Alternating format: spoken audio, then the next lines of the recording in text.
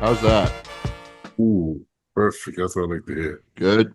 All right. Oh, So loud and clear, baby. loud I and can hear clear. you. I've been having some mic problems.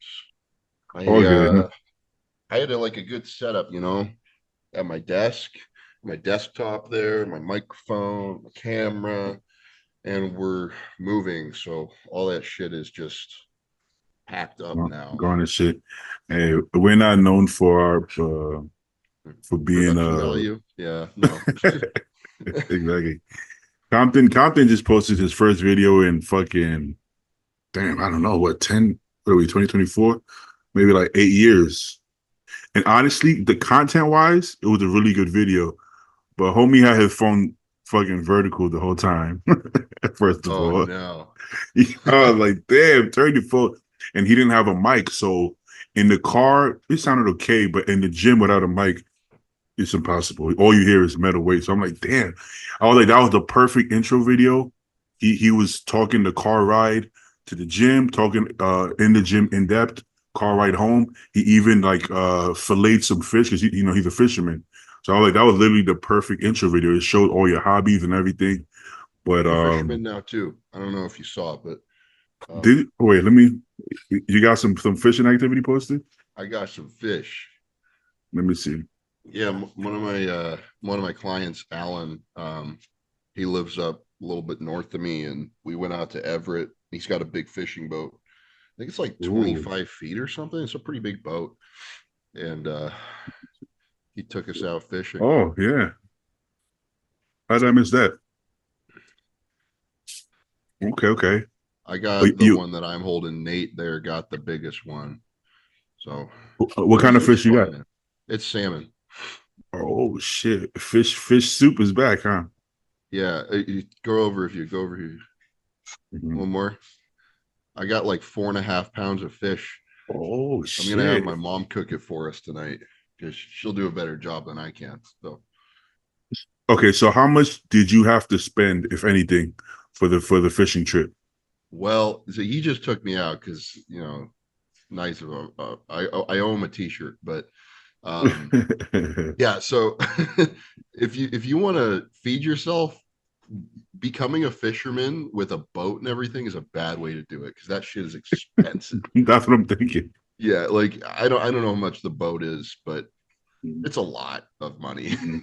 It's like worth a decent car probably. Um, so, but yeah, man, it's fun. There were like tons of people out there on the water too in the morning. It was warm out. Mhm. Um, it was hella fun. I see why people get into it, but Yeah, it's like I think most people do it anyways, right? So it's like if you have like a like Compton's gonna fish anyway. They're the hobby. So for him, it cuts down cost on food because he was gonna fish regardless, right? So yeah, now if all he eats is fish, he's actually saving money. But if you're like, hey, let me go fishing to save money on food, no, probably not gonna no. probably not I gonna mean, work if, too if well. you're fishing in like lakes and rivers, that's different because like we were out in the Puget Sound, which is like the Bay Area near Mm-hmm. Seattle. So you're like it's saltwater fishing. You're out on a proper boat. It's not just like grabbing your fishing pole and going into your backyard or some shit. But you Yeah, can do that. There's places in Washington where you can do that. Um, but sea fishing is really it's a real proposition. yeah, yeah. Let me see. I'm gonna see if a couple people get on, or we could just make today the we can make today the me and you episode. The Beatty and stew, Yeah, what are we gonna call it? The beef and Beatty, we got we gotta have a new podcast, which was just us two.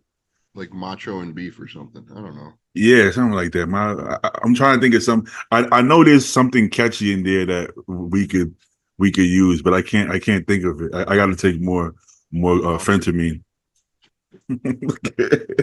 macho beef or some shit. I don't know. Something like that. So you can tell there's something you can pull out of that. But speaking of macho beef, did you see Hunter? Yeah, I thought he looked good. I think he was. I don't know. I'll have to ask him, but I think his peak was like not quite as good as it could have been. I, Like I like agree. in the glutes, like in the glute area, he looked a little softer than he did in his updates, but Hmm. everywhere else was great. I mean, he already won the show. Um, I thought that yeah, leading up to it, shit, two like a week out, he was way leaner than he's ever been before. yeah, So I yeah. thought he was gonna be more shredded, but I don't. That doesn't mean more shredded or drier would be a better look. I'm not saying that neither, I but think it I looked think it was a dryness thing. He was lean, like there's no fat on him, 100%. but like No, maybe the peak and like I'm only seeing a little bit of water like right on the top of his glute compared to Andrea Presti. And Andrea Presti uh, has crazy glutes, yeah, so yeah, that's a hard comparison, but that's all you can really fault him on. Um, I think if you compare this look to like last year at the Olympia, it's going to be leaps and bounds better I because he agree. was in like similar condition to this, but like last year he was in similar condition to this, the Olympia, but his legs were a little bit flatter and his body was kind of beat up. It had like a little bit of a beat up look to it, and It you know did. he had lots of Well, stomach issues, and now he's got all that resolved. He looks way fuller and bigger. Same conditioning, which is excellent conditioning. It's not just good conditioning; it's like excellent. Um, well, here's the thing. Honestly, man, I don't think dryer is always the better look because now looking at this lineup, yo, these are some big fucking boys. I think I think they slightly over carb, but I can see why because think about it. Imagine if he was remotely flat standing next to these motherfuckers. You know, they're already taller and have bigger structures than him. And Hunter's a big guy already, but these mhm. motherfuckers are huge. So him trying to be drier than them might have left him flatter, might have made him look small compared to them, which I don't think would be good. You know, like he because he still has no body fat. You know, so it's not like he gave up condition. He could have been drier in the glutes, I would say, but I don't think Lower that would have back, been a. lower back though, hamstrings, perfect. As I'm I'm saying, I'm I'm look at this. I'm like picking at like a tiny little thing, and it's only Yeah, because he's standing next to Andrea here, who's just like totally stripped out. yeah. So Look at his Christmas tree. You can see his yeah, Christmas tree in the back double. So it's not like he traded condition for fullness. He just yeah. came in as full as possible, which I actually think was a good move because these motherfuckers are big. Like it's crazy because these are not even like top Olympians, and you look at them and you're like, why the fuck, you know, like Presti legs is the only thing that hold him back. But when Brett beat him, I'm looking at him and Brett, and I'm like, bro, he's like three times the size of Brett. That's He's a crazy. huge dude, Yeah, huge. yeah. Which is that, but when your structure is huge, sometimes it can be a disadvantage because it takes longer to. I mean, it's harder to fill it out. Right? Yeah, he's a good 2 or 3 inches taller than Hunter there. So Exactly. I'll say the if guy, you're tall, huh? the guy on the left is Bruno Santos. I'm not sure if it's his pro debut, but he's a Brazilian guy. Yeah, these Um, Brazilians, and Brazilians in then the Nigeria. guy on the right is Lorenzo something, and it's his pro debut, and he got like third or fourth, I think. So Hey, if you're tall and you look short by yourself, that means you're a big motherfucker. You know, like by himself, he looks like he's 5'5", no, but he's in got the a big lot, ass head, dude. You're looking at me right there, and everybody that's true. assumes I'm like 5'5" when they see me in pictures because of my head. That's true. I did think you were. I did think you were short when I first saw you, Thank you. but that's wild. Yeah, but I think if you're over 5'11", right, maybe even over 5'10", forget about being like a top pro at like 25. It ain't happening. No. You're gonna have to pull a Samson or Andrew. Like it's gonna take you some decades to fill in that frame. Like take you a long time. Now, if you happen to do it, then you're gonna possibly be a top guy. It's just that most people, a lot of people can't just. I mean, can't think about how hard it is for you to fill out your frame. Let alone if you were 3 inches taller. He's not 3 inches taller, but I think he's probably an inch and a half taller. Jordan Hutchinson, Yeah, and that's true. That's true. he's done a lot to fill out his frame in the last couple of years. I think he Yeah, can still add more muscularity for sure. Um, and I think he what needs to. He's got like, I agree. he's kind of in a similar boat to me in that like we don't have flashy, showy body parts. We're not like round. We don't have tiny waist. We have good enough waist. So we just Yeah, have to be like big conditioned white guys, right? And that's kind of what Hunter has become, you know? that's true. That's true. And then Jordan is technically Jordan is actually like a slow gainer. I hate to use that word, but like he had to take years off at a time. Like Jordan was taking like 2 year breaks. It wasn't like he wasn't the kind of guy that can just compete every year and add 10 pounds of muscle a year. He was adding like maybe 5 pounds of muscle a year and just taking a lot of years off. And Well, this it's last year paying. he actually did add like 10 He did. pounds from Texas last year to shows this year, I which is want to. I pretty want to. impressive. I want to know what he did because what changed all of a sudden? I mean, why all of a sudden I mean, yeah, there was a big difference. Like, I listen, mean, two. I could tell you, but it's not my place to No, say, you know. we're not gonna put my blast. Tell me off air. But hey man, he's a hard worker, and it seems like hard workers seem to beat genetics most of the time. Unless genetics work hard or genetics are like Nigerian genetics, then it's Speaking of different. genetics working hard, I think Keon is like he's separating himself right now. Mm-hmm. Mm-hmm. The dude looks insane. I mean, Well, he looks in condition right now like he did on stage last year. It's wild. because you always have the what ifs, right? You're like, this guy is definitely head and shoulders above genetically, but what if he can come as conditioned as Clarita? What if he was as hardworking as, and for something clicked in his head and he turned into mentally, he just locked in. And now, if he's gonna come in the same condition as the condition guys, in the same size as the size guys with his genetics, or then he's unstoppable. It's just usually that never happens. Like Flex Wheeler never came in looking like Ronnie condition, right?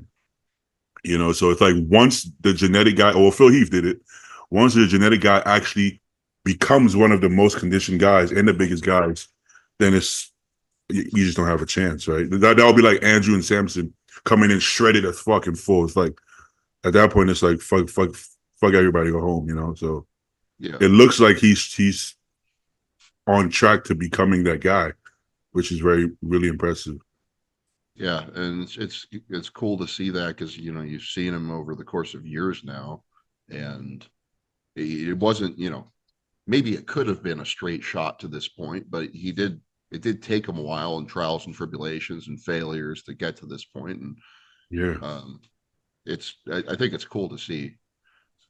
I love seeing it because one thing I hate is excuses, even if it's excuses that could benefit me, right? I don't want to see them. I feel like everybody is capable of bringing that look. It's just that it's a lot harder for some people, but who gives a fuck? It don't matter if it's hard. So like the thick skin and then the dark skin can't do this and then the lines and I don't want to hear that shit, man. Like if he was pale and with thin skin, would you be able to see more lines? Yeah, probably would. But nobody gives a fuck. just get to a point where you can see it anyways, Yeah, right? I remember Quentin said that. Quentin was like, tired of hearing that shit. Like, I just, just so it lets me see. Like, I feel like anybody can bring it 100%. It's just that it might take a lot more than people are willing to do for that body, but you can still do it. Just get it done, man. But there's no excuses in bodybuilding. I don't care to hear anybody's excuses. So right now, Keanu seems like he's bringing it, regardless of whatever we think is possible. I think he's going to show us that he can bring that look and he can separate Yeah, himself. I just wonder how long it'll be until he goes to the Open, like everybody else. Because Yeah, frankly, the 212 Olympia title doesn't get the same respect that no, Open does. I mean, like even your run of the mill shows, I you agree. know, winning the 212 Olympia versus being like fourth or fifth, which you could Not even easily do close. in the Open, I think. Yeah, Like, it's not even close. I think at one point we thought there was like a big degree of separation between them, but now we're realizing that it's not a height contest. And if you're a top 212 guy and you have the goods, you're gonna have the goods for Open. You're just gonna be short. But be, being short, I mean, as long as you have everything you need, it's not gonna take away that much from you. The guys were doing it, decades ago. I mean, the Sean Rays and the Lee Priest and shit. As long as you have everything you need, well, you'll be competitive. The top two guys are 212 guys, man. yep. You know, they don't they don't like to hear. I think Derek said he didn't like to hear that because he's like, I haven't been a 212 guy for years, but same difference. I mean, yeah, I mean, obviously he doesn't weigh 212 on stage, but just coming from that division is the point, you know. But this is becoming probably like one of the best front doubles I've ever seen. Because I in the mean, right past, now, I think it beats uh, uh, Lunsford. I think so. Um, I mean, he's got better quad sweep. He's got better arm separation and shape. Like I agree. his the way his lats flare out are even more impressive. More I mean, pronounced. yeah, Eh, this is like I think this is the best one. I think Andrews is impressive, but it's a different kind of impressive. It's yeah, more statuesque. It's not as aesthetic, I guess. It's competitively aesthetic, but speaking, this wins I definitely. think so. And it's more filled in. I mean, like obviously Andrew is huge, but he got longer limbs. He's not as filled in as this one. This is a hell of a front double. You know, good job, Keon. Every time I look at Keanu, I feel like I have to look at Sean Clarita. That's like Yeah, my it's hard to look at instinct. Sean right now though because he doesn't post pictures. You don't post Keon's shit. very confident for sure, but we don't know what Sean looks like. It's hard to say it's a done deal when Sean is such an animal, you know? Sean is so dangerous, but the look is so different. It's like it's hard to compare them. Like it is. Yeah, and what you'll see in the judging this year is they'll be choosing a look that they like. You Uh, have to. You have to yeah, pick one because they're so different that you almost have to go a one direction or the other, right? yeah, I don't know. Um, it's like last year. It's like you could say one is better. Like you can't really say last year one is better or worse. It's just different. It's a different look. I mean, okay, you could say Sean's waist wasn't the best it's been, or he wasn't the best it's been, but that's irrelevant. You're comparing him to another person, not himself. I yeah. just And thought, he's unfortunately like when you hear them do like recaps or explanations of placings, they, you know, Tyler frequently brings up previous looks from yeah, competitors. And I'm like, so like they definitely take that into account. Should they? I don't know. I mean, it's what's up. It's who you're going against. I think it should play no role whatsoever. Like I with think Phil, so too, but they also are producing a product, and if somebody shows up off but still technically should win, then are they going to reward that? And they've yeah, consistently not done that. Like they did that, they threw Ramy in fifth, right? that's So true. Yeah, yeah, that. he it's one of wasn't those things. that far off, man. He was still gigantic, and Yeah. Like I remember watching last year in real time, and I'm like, I didn't know who they were gonna pick because I'm looking at them and they have the opposite strengths. So I'm like, you almost have to make a decision. Are we gonna go with more beauty or more freakiness? That's what I was looking at, and basically. I think in both divisions they It's kind of true. went with the prior. You know, Hottie has a crazy front double. He has Mhm. crazy every pose, but he he is not as pretty looking Yeah, overall. yeah. I don't But really care about that, but that's the decision they made. but you know what? I don't mind it. You know why? Because for so long it went the other way, and not everybody, but a lot of people complained. Like when it went to Dorian, people said, "Oh, what about the beauty?" And it went, So it's like it went. Now it went the opposite direction. So I'm like, but the same people, the same like '90s guys who didn't like it going that direction. It seems like they don't. They still don't like it going the other direction. It's just They're not. They're like, just impossible to please, just like every other bodybuilding fan. So because literally, I feel like all the old school guys had Hottie winning too, and I'm like, well, but then that's kind of that kind of goes back to how they used to judge it that you guys didn't like. I guess only when you're competing, you don't want them to, you don't want Dorian to win when you're competing, but when you're out the game, it's okay. Okay, when it's like this, any way it goes, I have no problem with it. Whether Derek or Heidi wins, I'm cool with it either way. Whether Sean or Keon won last year, I would have been cool with it. Now Keon is becoming a freak, so then I think now it's going to be harder. We don't know what Clarita sounded like he was going to come in lighter, which is probably best, just because he's not tall enough to keep getting bigger. yeah, you know, last year all you could really knock on him was his stomach. I really don't think his condition was off. I don't think It so. was certainly still significantly better than Keon's last Mm-hmm. year. So maybe it wasn't quite what he usually is, but again, there you are comparing to previous looks, and how good's your memory? So Off, off is such an intense word to use, right? yeah, This is what I say because like I think it was Hottie at the UK. People kept saying off, and I'm like, so basically, if it's not your all time best look, that means it's off. So you're gonna tell me Phil Heath, besides 2011, every single year he was off. No, he's still on. He's just not his all time best. You know what I'm saying? Like, can you look at Hottie and tell me that man is off? Like, I can't use those words. I can't say you're off when you're still the most shredded guy in the lineup. You know what I'm yeah, saying? yeah. It's a harsh It's word to use. comical. Yeah, I like I was off in Vancouver. I was like there was a lot wrong there, but Okay. that still was like good enough for like a top four, or wait, Yeah, is it it's fifth? They get fifth? Yeah, I got fifth. uh-huh. Yeah.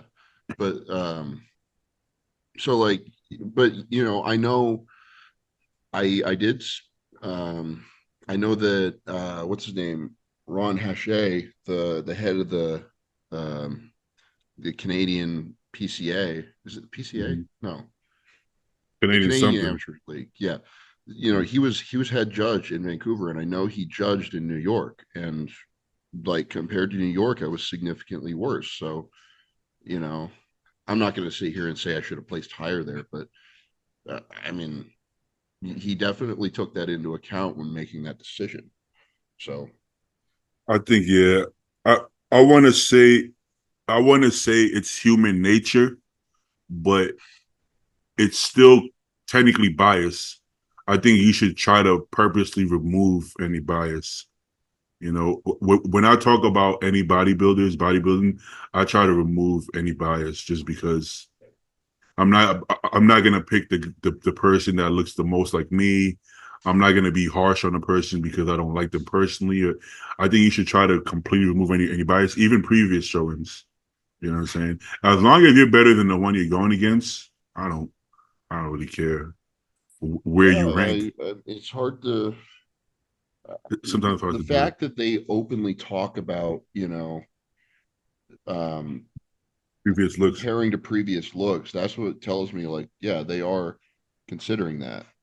for And sure. I think both of us agree that's like not, that shouldn't be the case, but it is. So, and they don't seem to be hiding it, you know? No, because they talk about it openly.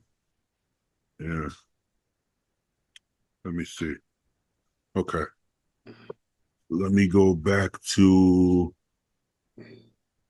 how many weeks out are we for the Olympia? Like four now? Wait, no, it's the October 11th. So one, two, three, four, like four and a half. Is it me or we're not seeing as many updates as we usually do this close to the show? Um, well, Nick was spamming pictures of himself the whole New York prep, and he's stopped doing that. Um, Hampton's Also still posting. Yeah, previous Olympia preps, Nick would post like I think Nick and Hunter are known for literally posting like every check-in, but damn near every check-in. yeah, You know, yeah, and Hunter's I been mean doing Hunter's been doing that, it. but Mm-hmm. Nick isn't. Samson's still posting a whole bunch of pictures, and he does look like he's ahead of his usual conditioning, which is He cool. does. Um, Let God, me put up who the some. fuck else is qualifying? Um, Is Hadi posting? I mean, Hadi never posted regularly. You don't even know if it's recent or not because Hadi's always traded. You don't even know what the fuck is yeah, going on. But let me look at it. Oh, Samson's a good guest posing. Shit, he looks big as fuck. from the And waist up. it's true, yeah. But in the pictures, he's been looking like stage lean for him, basically, Yeah. which is impressive. It seems like as fucked up as it sounds, him splitting with Milos, I think, is giving him more fire to prove that either he can do it without him or he can do it with his wife, whatever the case is. Seems like he has more fire without Milos, which hey, whatever fires you up, fuck it, you know. Well, I think I don't know if it's so much Milos as it is just all the people talking shit, like That's saying, true. "Oh, That's you true. shouldn't have dropped him as a coach." Blah blah blah blah blah. Okay, he'll just show you you're wrong. Like, That's like, how do you know that? How do you know that he shouldn't have dropped him? How would you know? How would you know what's happening? You know, well, you have you have these fans are don't actually know what's going on. We no kind of know what's going on, but still don't really know what's going on. facts. Like, We know more than them, but we still don't really know. yeah, You yeah, know, but it's like imagine telling somebody else what they should do with their career. You know, yeah. shit for even if there's no issue, I have the right to say I want to try something new. That's literally what he said publicly. He said I want to try something new. That's all he said. He doesn't need any further explanation than that. Honestly, he doesn't need any explanation. But what's you can try something new. That Yeah. doesn't mean fuck you. It doesn't mean fuck you, coach. It's just I want to try something new. I think you have the right to do that. Everybody has the right to do that. You know? I don't think you should be saying shit about who you should work with unless you know the intricate details of what happened during this person's prep and all the X's and O's. You Yeah. know, it's really not your place. I mean, fucking people have said that about me after Vancouver. Victor Martinez did actually on Say one what? of the he on the buys and tries post um that went up after that show. Mm-hmm. He was like something like change the coach, change the approach, and I was just like, no, fuck no. I replied to him like, no, fuck you. Like, Well, well, like you can change the approach without changing the coach, though, right? yeah, but he said change the coach. I'm like, dude, you don't know me, you don't know Blue, you don't know shit about what's going on. So like, why are you? I don't care how good of a bodybuilder you were. Uh-huh. You It shouldn't have has been coming in. You know what that's equivalent to, bro? That's like literally saying like, oh man, me and my girl got into an argument. Oh yeah, leave her, bro. Go find a new girl. It's like, damn, bro. Like, fucking one argument. What are you talking about? Like, how about you just work at it and get better with somebody who's already known your body for the last 6 years, rather than finding somebody who has no idea about your body. Then you have to go back through the mistakes, right? You have to go back to square one, figure it out again. How Yeah. about you just use the notes from that show and be like, now we know that we can't do this many shows. We need this is how you learn, right? It's not. Yeah, and It's not that's what I've done every fucking year, and exactly. that's what I'll keep doing because I have to keep on getting better. And I mean, it's just they're handbags, Mindset. man. Hot coaches are handbags, and they're in and out with 100%. the season. And Well, it means nothing. Like all these names, with all due respect, like they're all great coaches, but Mo Fowler left Hani and got better. That doesn't mean Hani is not one of the best coaches, if not the best coach of all time. It just means that it's not about the name; it's about what fits for you. So you can have your local coach from your first show do a better job with you than the best coach in the world, right? The best coach in the world, whatever that means, right? Because it's not about it has nothing to do with the name or some secret. There's no secrets. How much people attention do they? people still believe there are There is like no. really dumb amateurs and fans. No offense, guys, but like there's some stupid bodybuilding, a lot of stupid bodybuilding fans out there that Dunning Kruger effect. They think they know a little bit about the sport and they think they know everything about it when they're actually very naive. And to just you don't know what is going to work for this person and what won't. I mean, You have so no idea. just keep your mouth shut, No. because like we've talked about Samson and Milos a bunch, and it's turned into a fucking meme because we keep on talking about it. Here we are again, but like it's you really, and like we said, we kind of know what's going on, but we really don't know the whole picture. And we have our kind of private opinions about it, but they're still pretty poorly informed. Yeah, So yeah, yeah. we don't go spouting them off everywhere. No, um no. But people speak like they know the whole story. Everybody speaks like they know exactly what's going on, and nobody really does. You know what I'm saying? But yeah, the coaching thing. Victor is one of the greats, right? But Victor also had what 5, 6 coaches, right? He yeah, was switching coaches almost every year, and like that I wouldn't mindset, say Victor was consistent as a bodybuilder. I would say the opposite. Yeah. This is no dig at Victor because Victor Yeah, from the Bronx. I fucking love Victor. It's just facts. It's like somebody telling me like Beatty never peaked perfectly. It's not a diss. It's just a fact. You know, yeah, it's not to no animosity. So same for him. I don't think he ever bought his best. Even when he should have beat Jay, I think Victor could have been even better than that. I don't think that was the peak that his body could have been. I think Victor had even way more potential than that.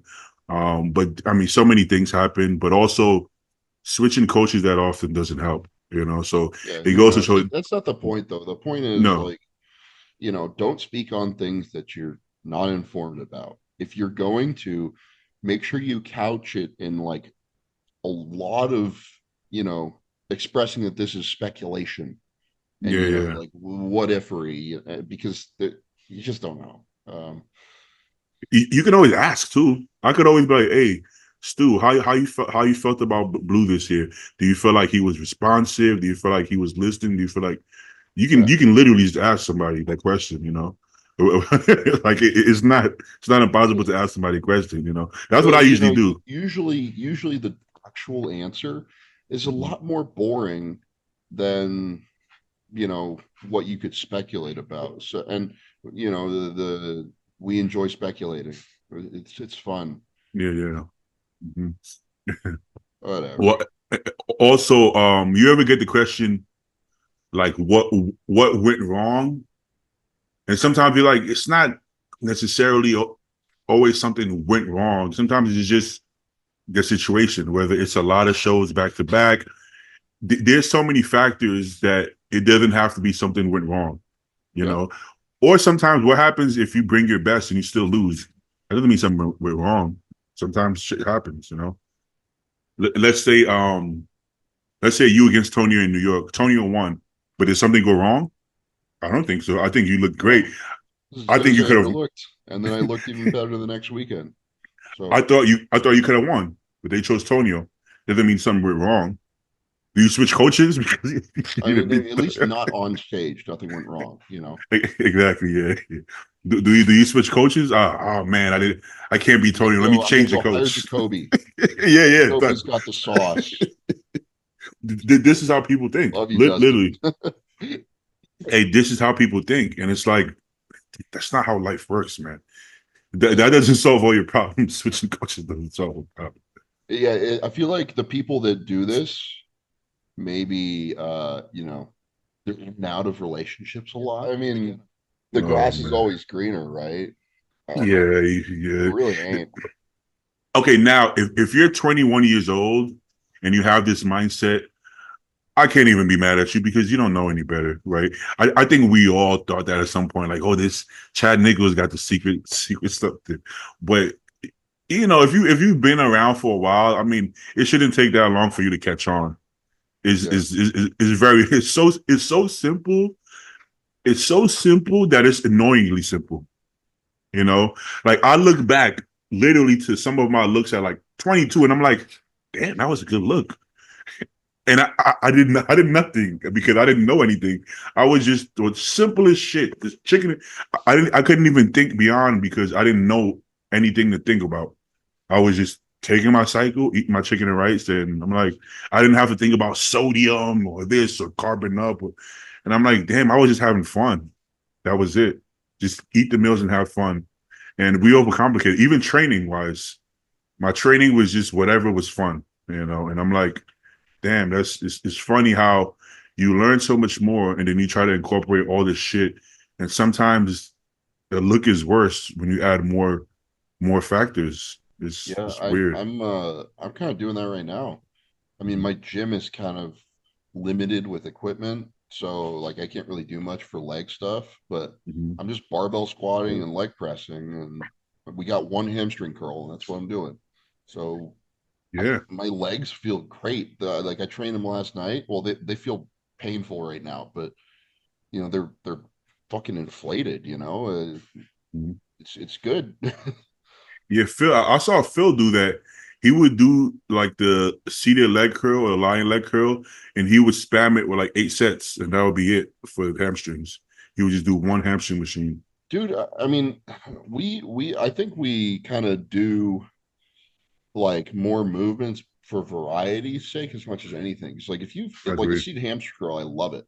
It's a great machine. I don't have one right now, but a good seated ham curl is amazing, and it's like if you feel that better than the lying hamster curl, why not do 4 or 5 sets of that?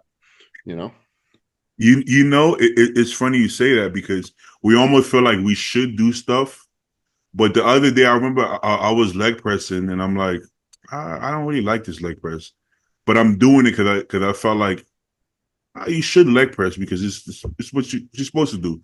I'm like, fuck this. I love this pendulum squat. I love this hack squat. I'm gonna spam hack squats, pendulum squats. I love this with the prime, that leg extension where you add the plates to it Yeah, on like the mid range and whatever range. So I yeah. did those and I spammed those. I still got the same 10 working sets and it felt great.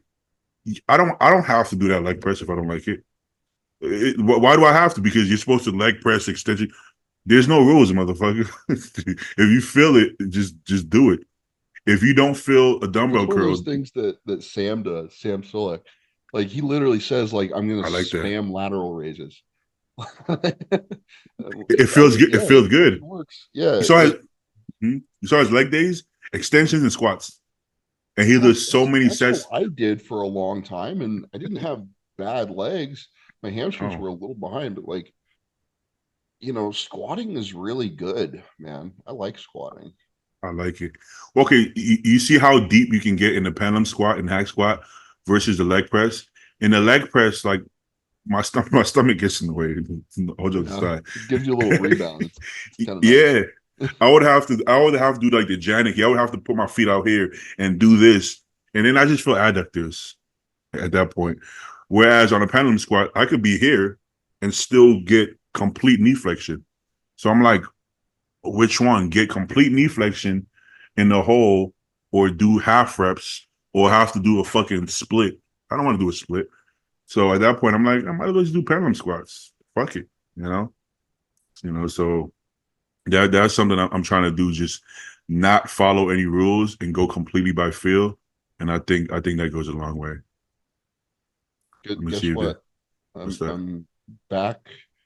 I have started my off season officially. I have Ah, taken my nice. first shot. We're Ooh, going.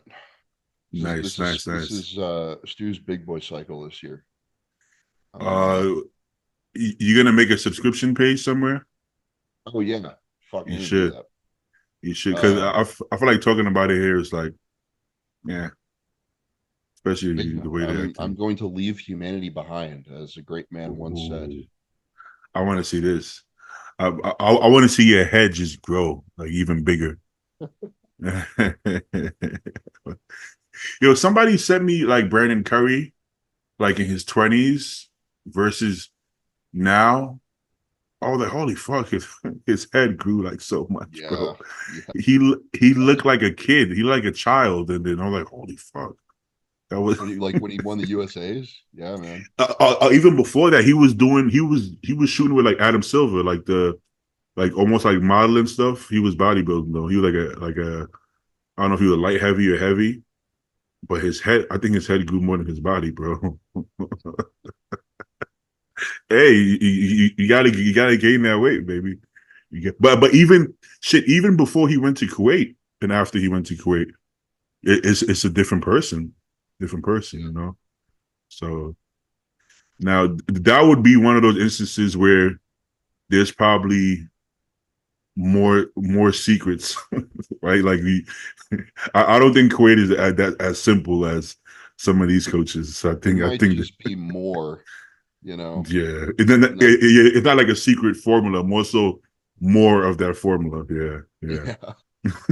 I mean, people have been getting big using, eating a ton, training hard, and using a bunch of like the same drugs basically for Hmm. decades now. I And agree. I can't really say that like one camp or the other has like significantly like shown that like they get their guys significantly bigger. I think the Kuwait guys were getting like this was like 5 or 6 years ago now when this was all hot in the news, but like the guys would go over there and put on like 20, 30 pounds very quickly, just fucking inflate with water and glycogen and, you know, probably just hammering a lot of drugs and a lot of Yeah, food. that's what it They seems like. also train their guys with a lot of volume over there, which might be part of it. But I mean, the Middle Eastern guys are not shy about using a lot of gear, man. No, like I Not think at all. the US, like we're probably the most informed and the most conservative when it comes to drugs. I I think mean, so. I was talking to Marcelo, the Brazilian guy who won Chicago 212 Hmm. on Robin's podcast, and he was Wait, like, is that the one that looks like you? "No, he doesn't look like me, Oh, never does mind. he?" I thought you were talking about the No, fish no, soup. that's the different guy. Oh, okay. Yeah, chicken empanadas. No, no, not him. Okay, not him. Okay, okay. Somebody else. Okay. No, so he competed he turned pro at the Vancouver Amateur, and then Mhm. he won Chicago the next weekend. He actually competed against me in Vancouver. Um, Oh. but anyways, I was talking to him, and he was like, in Brazil, people don't train very hard. They don't deadlift, they don't squat, they don't really train that hard. It's like culturally, it's not a thing that they're proud of so much, but they Hmm. use a ton of drugs to kind of make up for it. And that's a big reason why you see a lot of freaky guys coming out of Brazil because everything's available and very cheap there, like really cheap. When you say drugs, you mean anabolics in particular, or I like think so, growth yeah. insulin? Okay, okay. Um, I don't I don't know if it would be easy for them to get growth hormone there, but like there's some lots of countries down in South America where steroids are just legal to produce and sell. Yeah, Um, yeah, so there's a plentiful, cheap pipeline, and for sure. you know even just like regular Joes who kind of work out casually, they're on drugs. Yeah, I mean yeah. that's kind of true here too, but like Mm, it's just a normal thing that a lot of to people do do it. there. Hey, Um, I think when you're younger, you're still 27. yeah, I feel like when you're younger, you can push the drugs as long as you eat enough food, you kind of grow. But like as I get older, bro, like I physically can't take more than a certain amount. Like everything goes to shit. Like my sleep, my recovery, even my appetite, my digestion. It's the weirdest thing. I swear, like doses that I used to easily take, my body can't handle it to the point that I think there's something wrong with me. And then I lower the dose, and I'm like, was that the drugs doing that? Oh, because this rebound, I usually my rebound is almost like a cruise plus. I'll go like half my usual doses, but I was like, fuck that. I'm gonna rebound like a big boy, right? And then I had the worst rebound. I feel like shit. I'm like, what the fuck?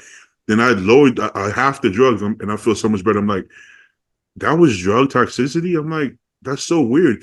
This is not a crazy amount. I feel like people. I know there was a time where I can take that easily and not even bat an eye. Even my mood, everything would be fine. But something about maybe being in your 30s, bro, I just I can't lose your handle it. shit once after you turn 30. That sucks though, because in my mind, I'm like, oh, come on, man, fuck it, It's because my better to body, accept it sooner rather than later. well, because blood work wise, my body can handle it. But if I can't perform and if I Yeah, can't eat and if I can't sleep, I was holding so much water in my ankles and I'm like, what the fuck am I doing? You know, when you have that, what the fuck am I doing moment? Let's take a step back here. Let me use my brain instead of being a meathead. But if you can push it and push the food, well, I mean, we're not gonna lie. I mean, you're gonna grow. What the fuck else is gonna happen? Of course, you're gonna grow. Now GH I can push insulin within reason. But I can push GH all day. I don't get side effects. I mean, yeah, hands might get numb, but I don't care. But I don't. I just get benefits from GH personally. So I'm at a point where if I'm gonna push something, I'm gonna push the GH. You know. yeah. I'm going to run into that where, like, at least with like injectable drugs, when I push doses higher, well, I mean, I haven't really done that in a long time. I've been kind of steady, but Mhm. when I'm on cycle, I don't notice that like my digestion's fucked up or my sleep is fucked up. I mean, my sleep is fucked up if I don't wear a CPAP, but like Yeah. that's just standard, right? I mean, so I haven't hit that wall yet that you're talking about. I Yeah. probably will eventually, but hopefully I'll be big enough at that point where I don't need to do what I'm doing now. Facts. Yeah. That's the plan, at least. That's the. I think when people say, "Oh, take it easy in your 20s, so you have longevity." I'm like, "Fuck it, do the opposite. Go crazy in your 20s, I so you agree. don't need to compete. Why compete when in your 40s? Fuck that. Yeah, I Burn the kettle absolutely down." agree. Your body in your 20s is way more resilient than, Yeah, when you're 32, 34, whatever. Your blood work will come back better when you're doing dumber shit.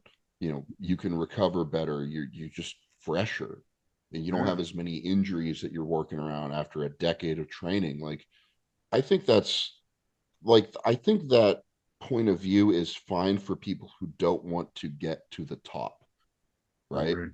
I Yeah. don't think anybody who's at the top right now took it easy in their 20s. Awesome. I think that's a pretty common thing for guys to, push the envelope, and then they're like, open pros and like, okay, I don't have to, do what I used to do now because I'm big enough. Yeah, yeah, And I think, everybody trashes Ian for like saying, "Oh, I was on 750 megs of test for my off season." Like, yeah, he probably was. Doesn't mean he got there with that, but like that's probably the track that a lot of people follow. Mm. No, you have to actually like back off when that time comes and when you're big enough, right? Because Yeah, if you yeah. don't, then you get issues. But dude, Well, if you actually want to get to the top, do do the damaging things when you can recover from them, not when you can't. Because like you'll get to exactly. 32, 33, and then you're like, fuck, like I can't Mhm. take more than X amount of shit without my, blood work being fucked. Yeah, or feeling like shit, like I do. I think you have to explain it more in depth if you want people to believe you and respect your word. I think you have to explain the entire picture. Yeah. You know, like we do. Like we're not scared to admit that we've tried way more. Listen, here's the truth. Anybody who wants to become a pro or become a top pro is going to try to do the most possible that they can handle.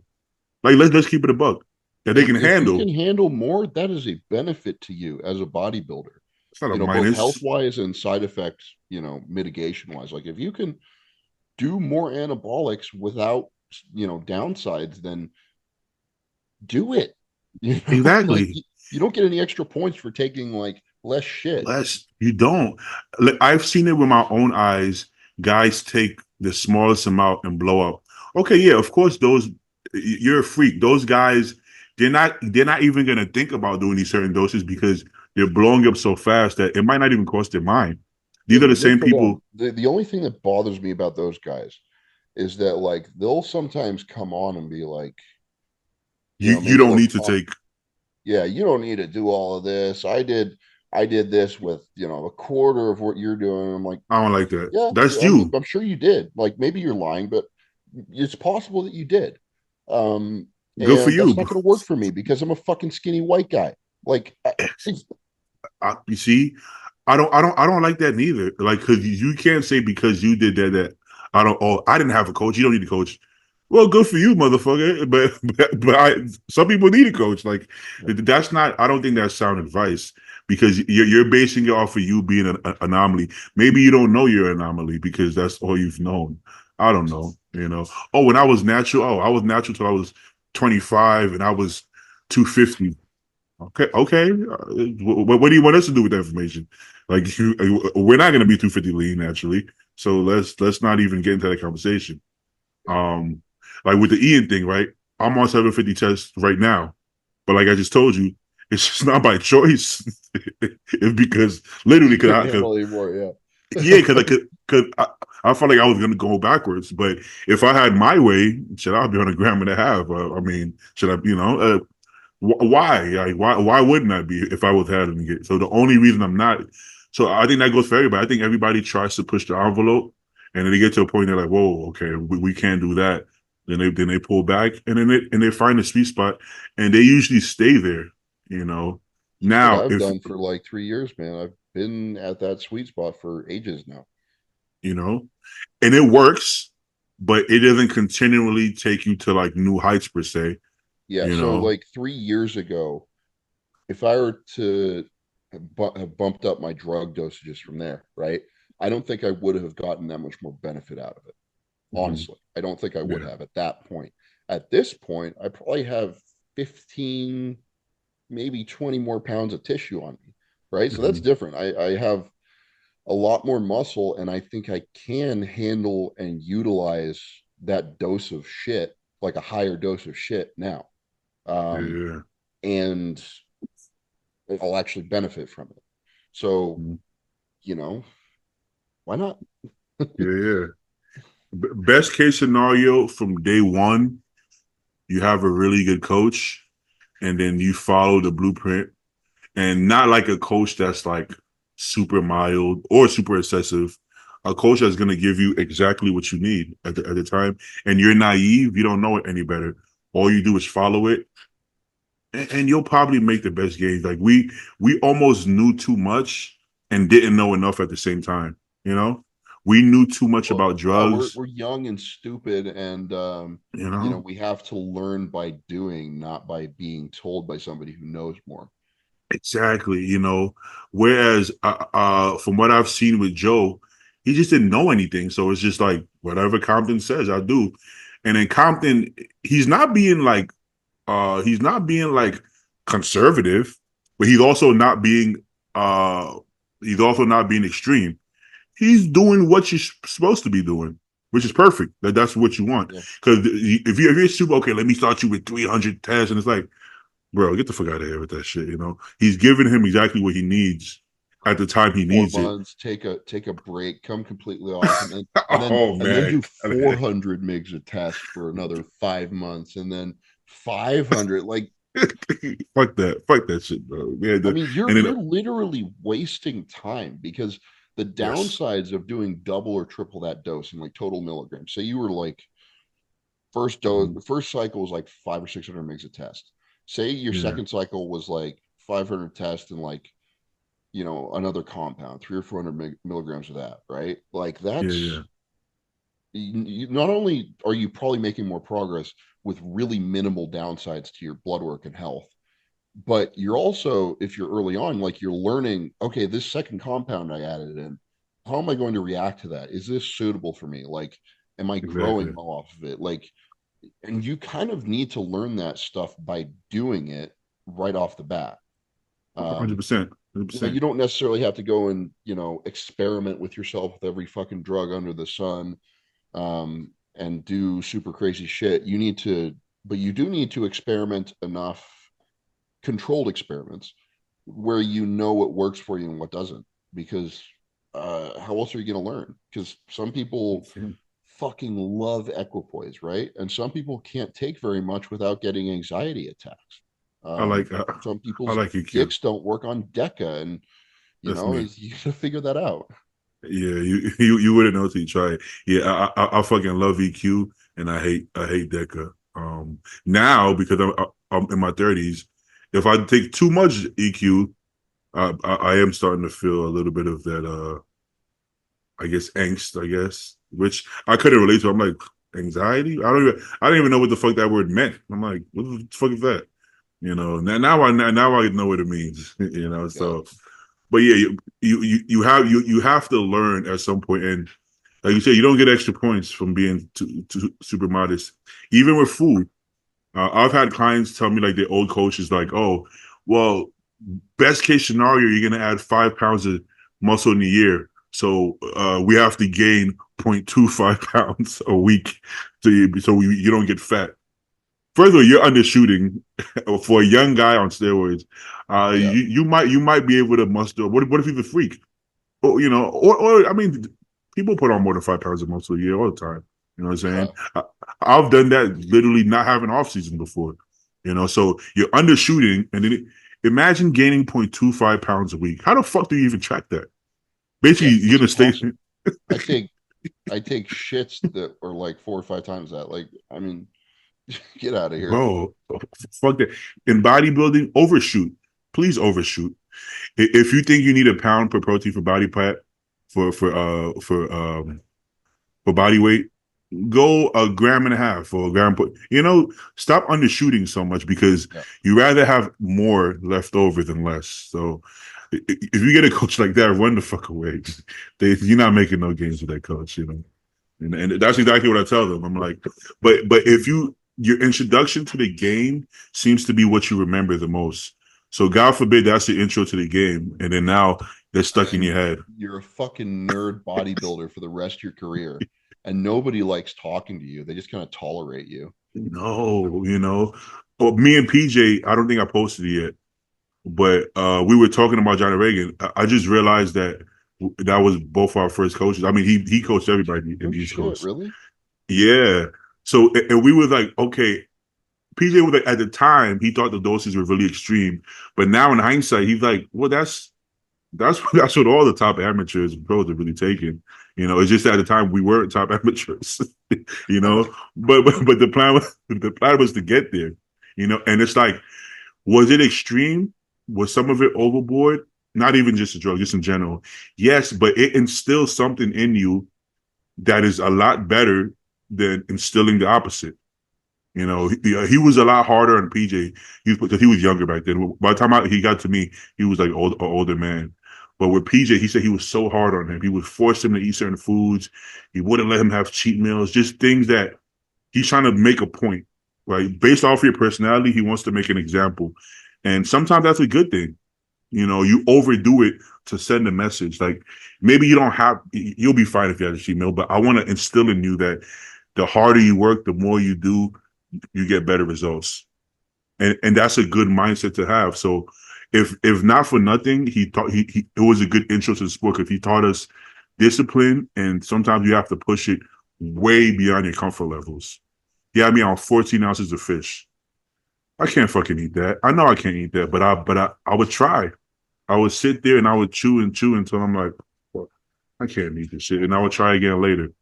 He knows that's overkill, but he wants to see what the fuck I'm made of. You know, like you go work out with Branch. He knows you can't do 30 sets of legs, but he's gonna force you to do it anyway to see what the fuck you're made of. And that says a lot about you, you know. So overboard, but I kind of like that the fact that that was my intro to the sport. Because if that wasn't, I wouldn't be able to handle Compton, you know. And for Building my body, character as much as muscle. exactly. You know, honestly, if that wasn't my intro, I probably would have stopped competing a long time ago because I would be like, me getting in shape, I would be like, I can't do that. I can't do 3 hours of cardio. I can't. Fuck this. I quit. You know, realistically, I probably wouldn't have even had the mentality to even try. I would be like, this is too much. You know, but he instilled something in me, and I do appreciate that. You know, that's just old school. That's old school grit, man. You gotta love that shit. Eat a shit ton of protein, gain a bunch of weight, then do an extreme fucking cut, lose 60 pounds. That's just kind of fun. I'm not gonna lie. That's that old school shit, man. I love it. It's like so much cooler Oh my than god, hyper-analyzing everything in spreadsheets. Fuck off. Like it's I it's don't so coach my people like that. I yeah, mean, yeah, I've kind of noticed that sometimes when I'm dieting people, I'm a little bit too gentle with them, like yeah, with the yeah. food reductions. And I'm like, oh fuck, I don't want to put them on an hour of cardio. Like they got a real life that they have to deal with. And I'm like, I know what you mean, yeah, so do I, and uh, you got to get it done. They yeah, hired yeah. me to get them in shape, so I'm going to do that. You Some don't do people that, don't need that, but some people do. yeah. I was going through my notes and I'm starting to become like Boston was. I, I I'm just like for some reason I like looking at these coaches protocols. It doesn't mean anything because it's all about the person. You know, it's all about the person you're coaching and what they need. But it's fun for some reason to look. And then I was looking at Chad's, and I'm looking at it's like meal one, three whole eggs and 4 ounces of lean steak and rice or whatever. And it's like meal two, chicken, potatoes, two cookies or two muffins. I'm like, oh shit, cookies? Oh shit. Then it's like Saturday and Sunday, cheat meal, protein shake, cheat meal, I'm like, damn, 2 days in a row, motherfucker? Damn. And you doing like Humulin R with meal one and with meal three. I'm like, this is some shit. I'm like, this is gonna get you big, man. Might get a little fat, but who cares, bro? Who cares? But it's like the shit worked. Look at these motherfuckers, bro. They were huge, bro. They were huge. And they got in shape, and it was so much more fun. Ronnie would go fucking eat the fucking chicken with the cornbread and fucking bro. That's fun, bro. They're lifting weights. They're having fun in the gym, bro. You see them smiling, laughing, pushing heavy weights. They're not like going in slow motion. They're not hyper analyzing. They're having a good time, man. And that it just looks fun. It looks so much more fun. Watching Kevin train, all that shit looks so much fun. I don't know. I'm really into that style. All right. Don't make them like they used to. No, they don't. But you seem to be pretty. I mean, you're smart. You have the knowledge, but you don't hyperanalyze shit. You kind of do I your mean, thing. not unless I run into a situation where I need to. And Right. So usually, like, if I'm training hard for a couple months on that and I just feel beat to shit, okay, I need a deload. Take a week. Mhm. If I'm, on a cycle and I'm noticing some issue that I'm having, try and figure out like what's causing it, right? Just Mhm. process of elimination. So, you know, yeah, it doesn't need to be 7 layers deep Mhm. for you to actually like understand what's going on with your body, unless you're running into like legit health problems, Then that's and that's about causing some knock-on effect, and that's very rarely the case. If it is, you don't need to hire a coach, you need to hire a fucking doctor, because fact, fact. I I like won't that. be able to help you. I'm not a doctor, and No, most coaches won't be able to. Now they might try to sell you and make you think that they know how to solve all your problems, health wise. And maybe they can solve some of them, but like, dude, like, if you have a legit issue that you're having, like whatever it might be, like you need to have a legit medical professional help you, because your local meathead is not going to. no, they're just not. I like the fact that you don't force the issue as well, right? You know the importance of a rebound, but you also know the importance of mental health and somewhat enjoying what you're doing if you want a long career. So the trade off is like you're like, let me take a break here. Let me get everything right before I get into this off season instead of jumping right into the rebound. I jumped right into the rebound because I wanted to make the gains. But the truth is that I probably shouldn't. I don't think I was in the right place physically, digestion wise, mentally to jump straight into it. I probably should have taken 2, 3 weeks off before getting into it. But it's because no. I gotta be perfect. I gotta be perfect. Look, I didn't get first call. I gotta be and it's like sometimes the reason why you didn't get first call out is because you're overdoing it and forcing the issue too much at Yeah, some I was points. kind of like zigzagging, honestly, the first couple Mhm. weeks after the show, because I was, you know, I wanted to get back in the gym and start training again, like get my numbers back up, get strong again. But Mhm. like I would go in there and it just wasn't happening. Like Well, start I felt like responding. shit. I was weak. Everything hurt. I was like, Yeah, okay, uh, body is not playing ball right now. I just have to back off. And, so I trained like 3 days one week and then 3 or 4 days in Dubai. Probably went way too hard there because I was there with my friends. Mhm. And then I tried to get back on it when I got home, and then I was like still beat to shit. So like for a good like 5 or 6 weeks post show, I was just wrecked. It Yeah, was it yeah, was alternating between like kind of okay and beat to shit. yeah, And yeah, that's not a productive place for your body to be in. And it was stupid. It wasn't so much like I need to lay off, going 100%. Like I wanted to go 100% in the gym. I wanted to go like 80%, 90% in the kitchen. Mhm. But overall it was pretty unproductive. I mean, I'm back up to Mhm. 280 now. I'm not fat yet, but I would have been best off just like not going to the gym for a week after the show. Yeah, Just yeah, yeah, just sit around and do nothing. And then start kind of like easing my way back into it from there. yeah, yeah. Well, you get it back on the back end, like you said. You're still 280 in good shape, right? So it's like when your body is ready to go, whatever you lost, you literally get it back on the back end. Now, when you force it, that's when you dig yourself in the deeper hole because now when it's time to perform, you still don't got it. So Yeah. now you wasted this time getting 50% out of 100% because you're beat up. And then you're prolonging. It's like if you're sick and you want to keep doing shit instead of resting and getting better, you're Yeah. prolonging the sickness. Whereas you could have been better in 3 days and be 100%, but instead you made it last 2 weeks. So that's how I see it. So yeah, I felt the same. I'm in the gym and I'm like, I'm not getting the pump. Um, I'm not getting any stronger. I feel bloated. I feel weak, but let me keep pushing it. Then I was like, fuck this. And then I started going like 3, 4 days a week. Now, fucking 5 weeks in the rebound, I feel good now. But that 5 weeks could have been 2 weeks if I just literally took those 2 weeks off.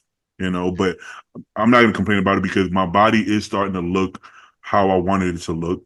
The weight is I'm dropping the water weight, but I'm getting the fullness back, and it's starting to look how I wanted it to look the whole time. So all I really needed to do was just listen to your body, bro. This is something that even your coach can't feel your body. You have to say, I have enough experience to know how I'm feeling.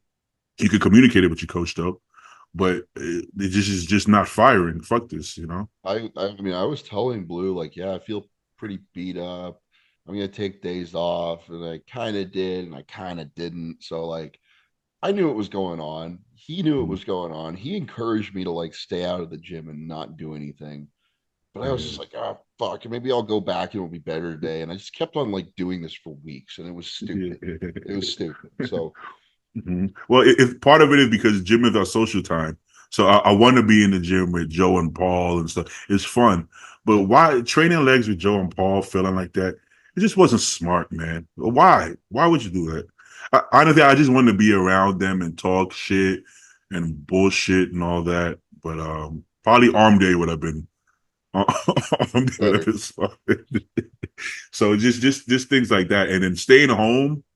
Man, we get bored, bro. I'm staying. Today is my second rest day in a row, and after this podcast, I'm probably gonna be bored. I'm gonna be editing videos and just boring shit. If I'm in the gym, I'm moving and grooving. Hey, what's up, bro? Ah, yeah, you still doing the trend? Oh, you still doing it? It's fun, bro. You saw Hunter, yeah. Oh, you think Hunter's gonna beat Martin? Oh, fuck out of here. What do you think?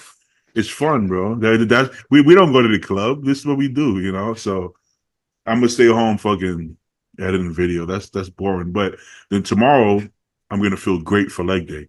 Whereas if I go get a push workout and then tomorrow I'm gonna be burnt the fuck out. So choose your battles. Choose your battles. But Have you ever trained like 4 days a week before? this is the first time I'm doing it. I've been Oh, like an actual schedule. Like there was a couple of weeks I just trained when I felt good. But right now my split is actually 4 days a week until I don't know. I don't know until when. Until I feel like I can handle more. I just don't think I can handle any more right now. You know. But I did my it once when I was this was in like the back end of 2020 because we were out of the gym for a while because of COVID, and then we got back in like late summertime. And I did DC training, dog crap. I love it. I love it, Yeah. dog crap channel. So I mean, technically you're only supposed to do that like 3 days a week, but I was Oh, doing it I four know. days a week, and it's basically like an upper lower setup. So like you do like chest, shoulders, um, tries, and back on one day, and then you do quads, hamstrings, and biceps or something on the second day. You do 4 of those days total per week, and like I actually put on a shitload of muscle doing that. Oh yeah. Hey man, like if you look at the training styles that make natural athletes big, it would just make juiced up guys even bigger. But a lot of people, once they juice up, they kind of go more like pump training and filling the muscle because you can actually feel that when you're juiced up. Whereas when you're natural, if you're just squeezing and pulling and pumping, you don't really feel much, right? But like DC training and Max OT training, I don't know if you're familiar, but it's similar to the Max OT. It's pretty similar to like Dorian style or DC style. A lot of stretch emphasis, but really heavy weights. The reps are lower though. It's like literally like 4 to 6 reps, but it's pretty slow and controlled.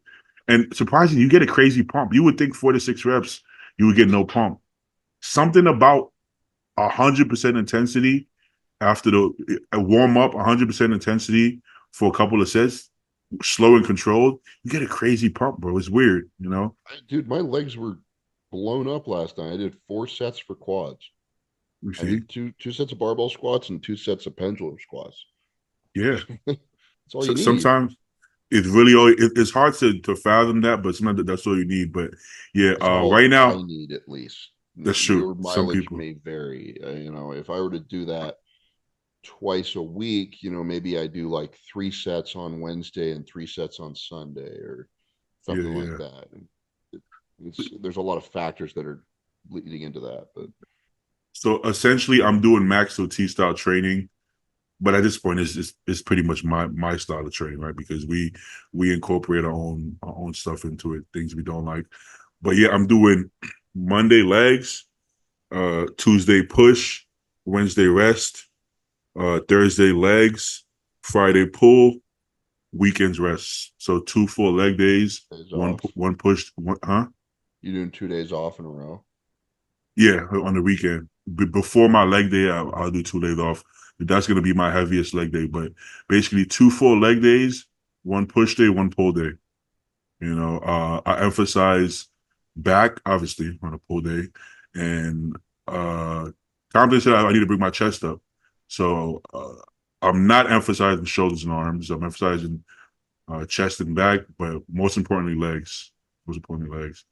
And I'll find that the lower volume for legs work better for me. When I do too much volume, I almost burn my legs out. If my legs are cramping up and all that shit, they don't seem to grow. It seems to just overwork them. My legs is like hit it hard and get the fuck out the gym, and it seems to respond well. So are That you seems to. doing like low rep ranges as well? I guess it depends what you consider low. I'm doing like top set, top set like 6 to 8, and then back down set. Shit, who knows? Either really slow and perfect form for like 8, or like if I'm doing like a rep count, maybe 10 or 15 if I'm being explosive. But because I'm moving slower than usual, that 6 to 8 reps is probably the same time under tension that I used to get at like 10 or 15 reps. So I'm still getting a lot of time under tension because I'm slowing it down, no knee reps.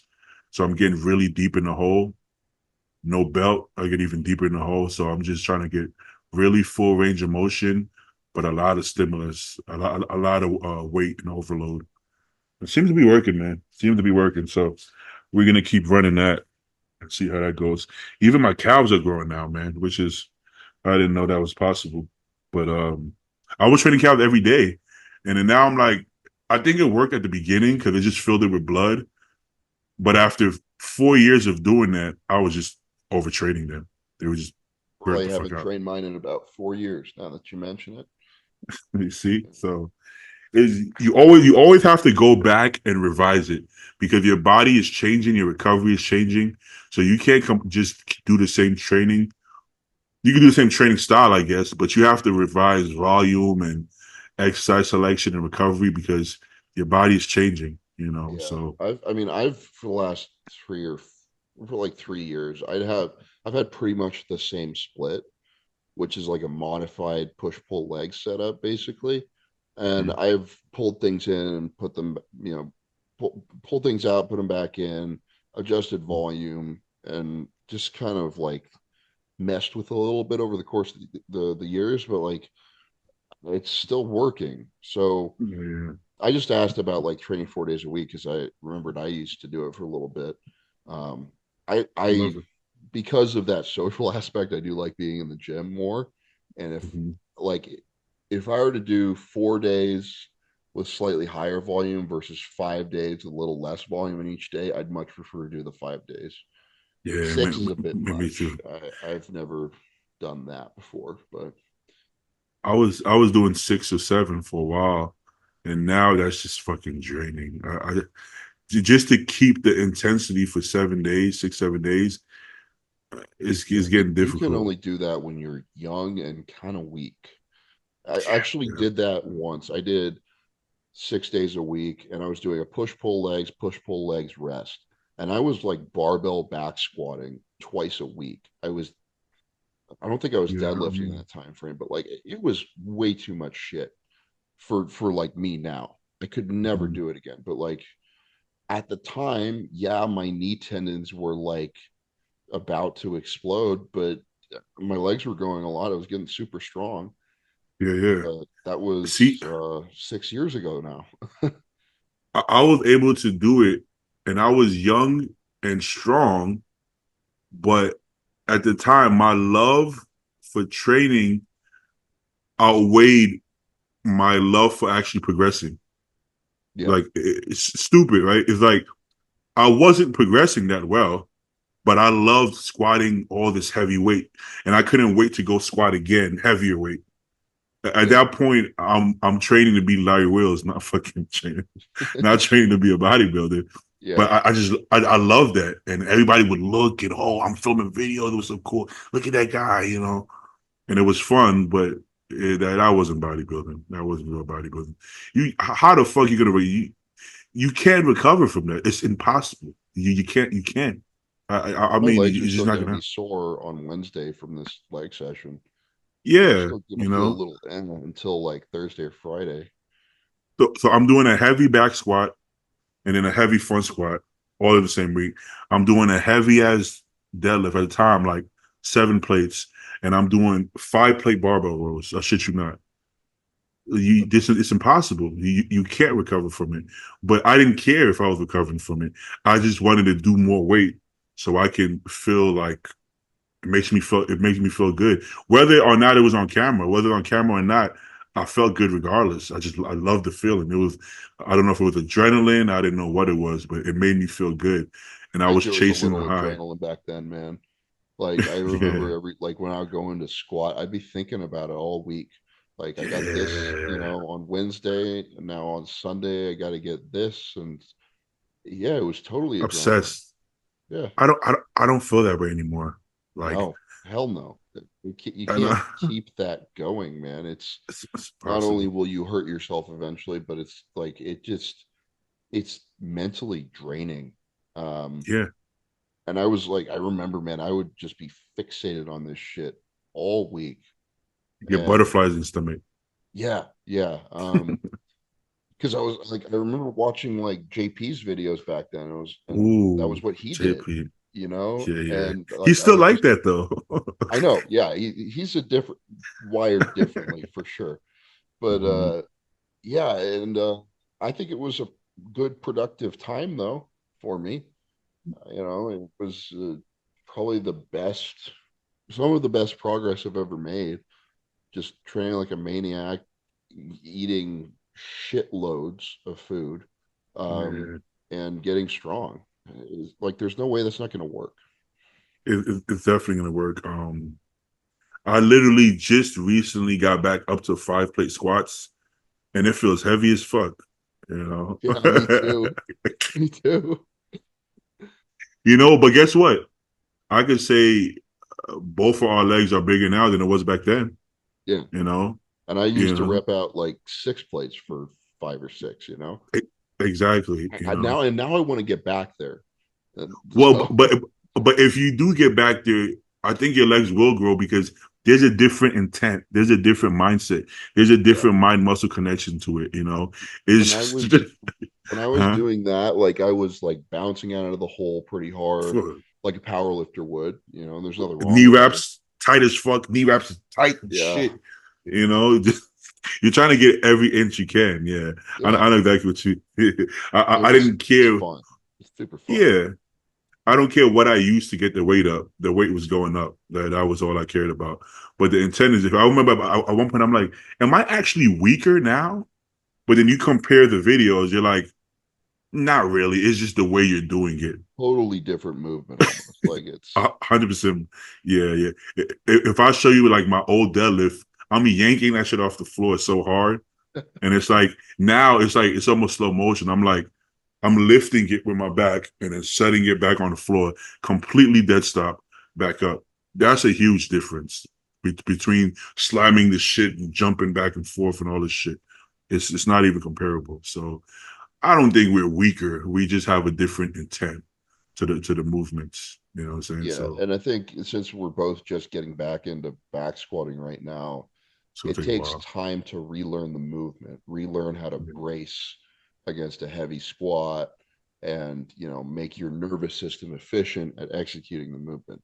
Mhm. Um, you'll get like progression out of that for the first couple of months just from relearning it, and then the hard work starts, and then you have to start, actually getting stronger, like muscularly, rather than just like rewire your CNS to be good at the movement again, learning it. That's true. But the thought of 6, 7 plates, it doesn't excite me that much. I got to be honest with you. No. It just seems it just seems painful. Like now when I think about it, like if I look at it, I'm like because the way five, but it's all relative because the way five plates feel right now. By the time we work up six plates, it's gonna feel the same. It won't necessarily feel heavier by the time we get stronger and work our way up, right? Because when I used to do it, it was heavy, but it felt comfortable. It felt actually comfortable. Yeah. So, but just the idea of it, it doesn't get me going out that much. I think I'm more excited to get heavier on hack squats more than squats or more on pendulum squats. I think You know that what I is used to do a lot of, and I haven't in a while, is Smith machine squats. I haven't Like done in a while. Yeah. that's actually such a good movement, but finding a Smith machine that I Can you can hold the fit bar? into Yeah, and like use comfortably is really tough. that's what I'm Um, thinking. and if I don't have anybody spotting me, like I have to use those like lifting straps and like basically make your own safety squat bar, Kind of annoying. which is super annoying. And then like if the machine's stiff, you're trying to like roll it with your traps. It's just awkward. Too Um, much, too much work, man. yeah, I That's should too much probably thing. like be more mobile, I guess, to be able to fit in. But Yeah, yeah.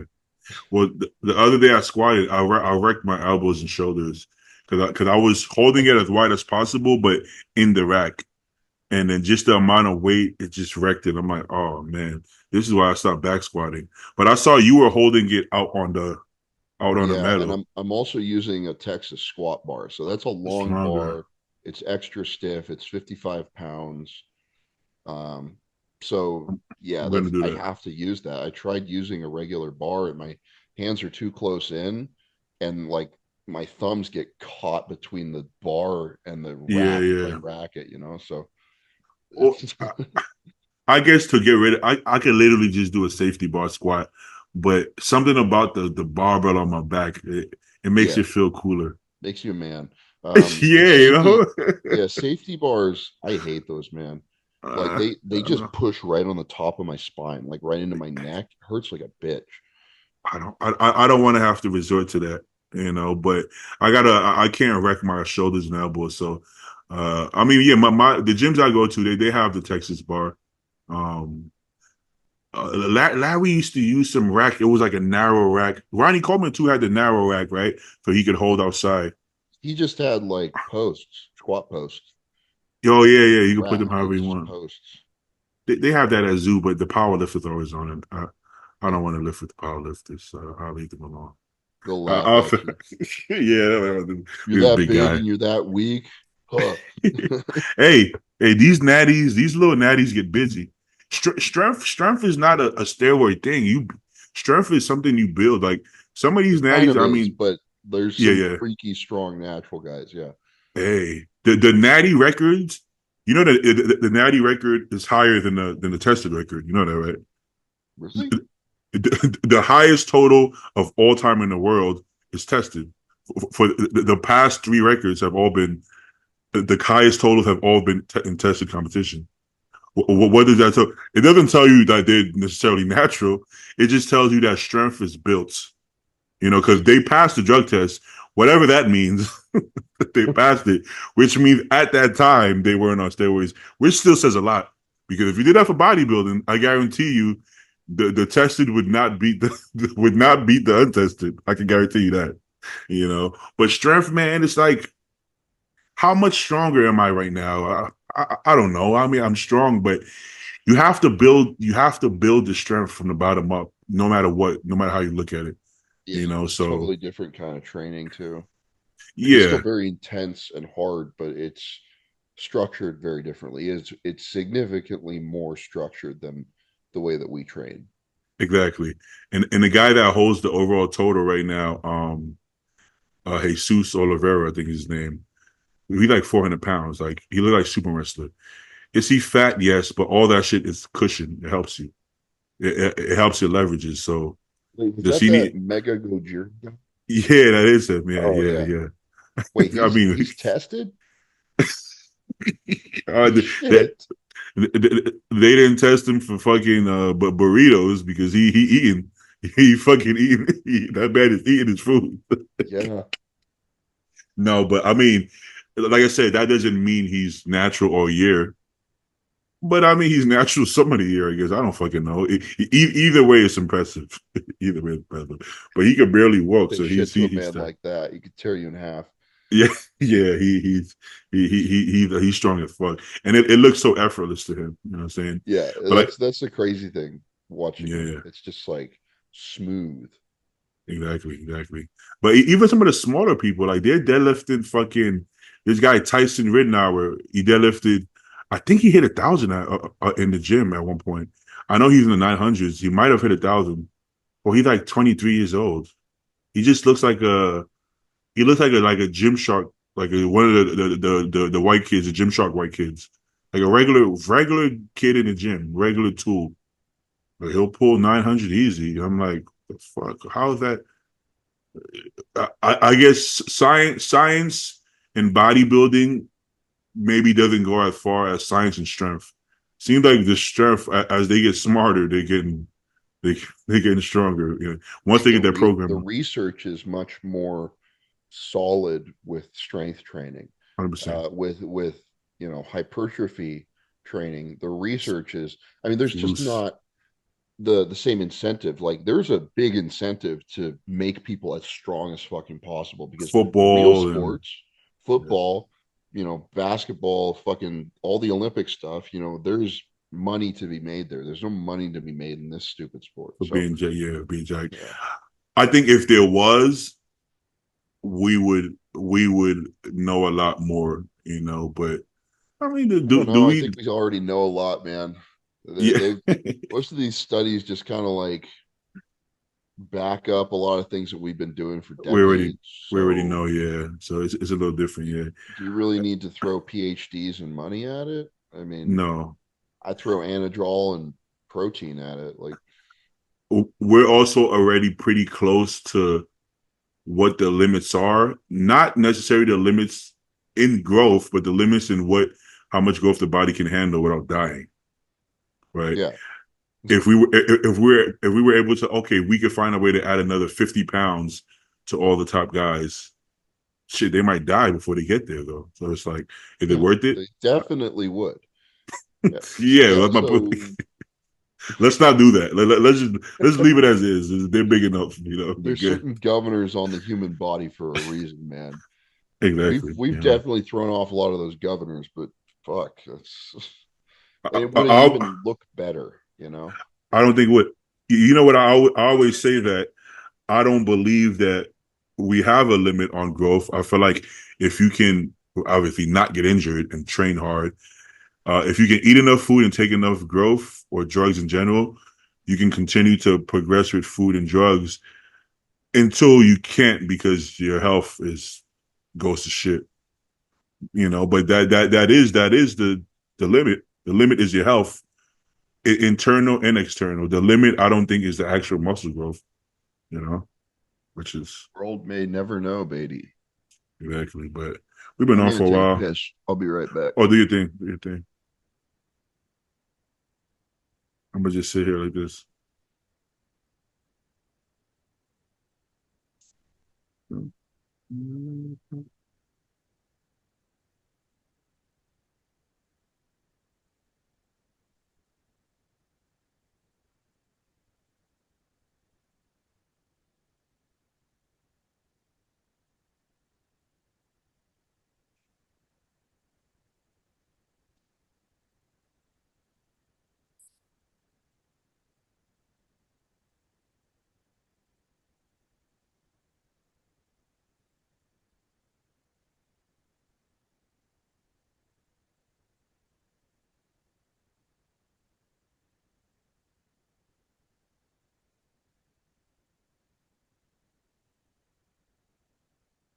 We got any Oh, questions?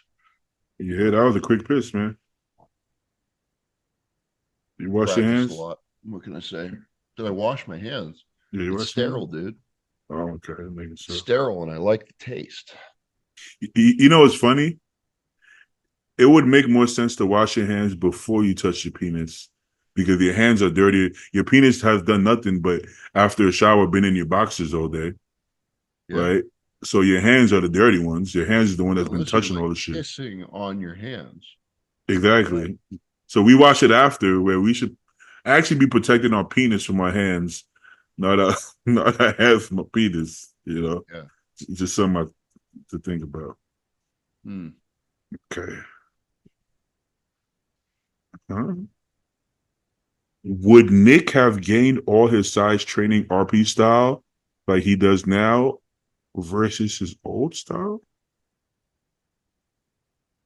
I think Well, he's trying to say that if Nick was training this way from day one, would he have been just as big? is he I don't watch his videos. Like, is he actually training RP style? I wouldn't say that. I would say he was using the app, He promotes but their app because he is probably contracted to do so, possibly um, with healthy compensation. Does he actually train with RPE 6, 7, and 8? Maybe on his first few sets, but like he's going all out on his last one. He's hitting it good, yeah. and He's very rarely in that. From what I don't know a ton about how they set up their training, but I know that they very rarely hit failure. You know, oh well, he's going to failure for sure. yeah. So I wouldn't say he's doing RP style training. The only he's doing full range of motion. That's about all. But his form is actually better than theirs. Like he's controlling the weight a lot better than Mike, from what I've seen. freaky strong, dude. Like, Yeah, yeah. So I mean, he's been doing heavy rows now. I mean, he's been doing it, but he stopped a little bit, maybe after the hamstring. I don't know. Now he's going to be doing some of the. I'm seeing him doing heavy barbell rows, heavy T-bar rows, even deadlift deadlifts too. again, Yeah. even deadlifts Um, again. So if he was training like this when he started, yeah, he would be just as big because it would be the same style, just even better form. Even back then, his form was good. It's just even tighter now. So the only difference would be better form. Still, I mean, I guess maybe a higher reps, but I don't think that matters. Disagree with the premise here that he's training like Dr. Mike Yeah, right he's now. not training like he's not He's training like using that. their app, or appears to be. Yeah, yeah. But I wouldn't say that's RP style training. Um, I don't even know what RP style training really is, but it doesn't look like the same training personally. Yeah, I mean they set up periodization. The RP stands for Renaissance periodization, which is I understand minimal about it, but like over the course of like a 4 to 5 week cycle, you're going to go from like a 6 to 8 kind of effort on most of your sets up to like an 8 or a 10 by week 5. That's And too much to think. that It's too much to think about. that is effective with strength training. It's like standard with strength training, and it's very important if you're actually trying to like peak for a meet or whatever. Again, I am a dumbass. I don't really understand this stuff very well, but you're not you're shooting for a different stimulus with uh with bodybuilding training. Progressive overload is one part of it, but you're also trying to take a muscle to failure, which is really important for stimulating growth, I believe, and a lot of professionals believe. So I think you're leaving a lot on the table by going like, you know, RPE 6 or 8 on the majority of your sets for like the first half of your mesocycle, which I think is what they Oh, refer to. I see what you're saying. Yeah, yeah. I mean, if you're training for strength, but particularly peak strength for a meet, you have to train like that. Yeah, you couldn't not train like that, or you would, or you would bomb, Yeah. or you would bomb the meet. Oh, did we say? Oh shit! You invite anybody?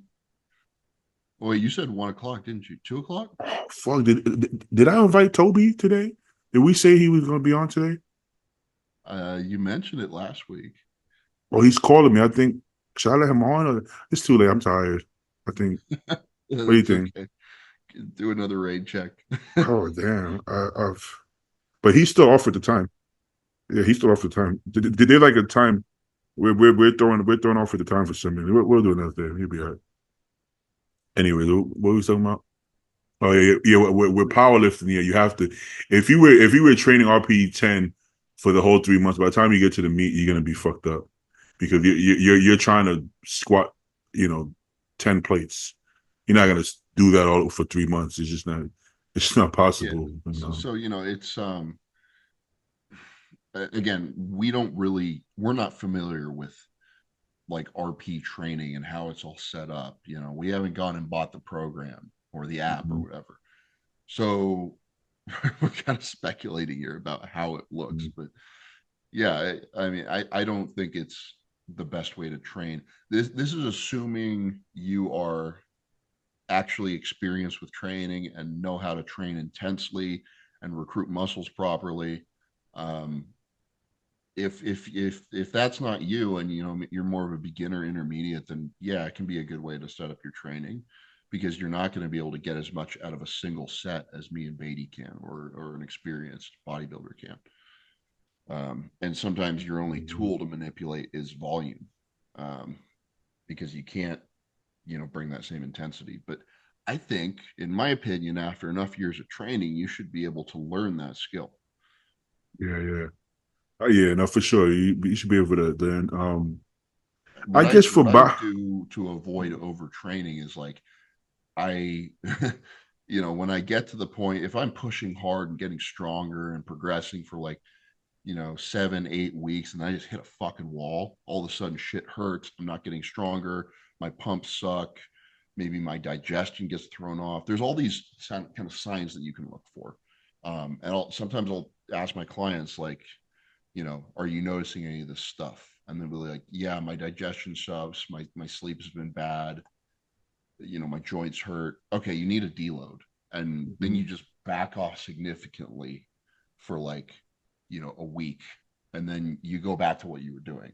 And mhm. in my experience, that's enough time for you to have a break, be fresh, and go back to progressing. Yeah, yeah. I would definitely agree with that. And sometimes you can go by feel. Maybe if you have pain in one body part, you can just back off that one body part, shit like that. But I personally believe in going by feel more. But Because you're experienced. exactly. But honestly, that style and app, like the RP style, it probably could work pretty well for maybe people that are not that in tune with their body.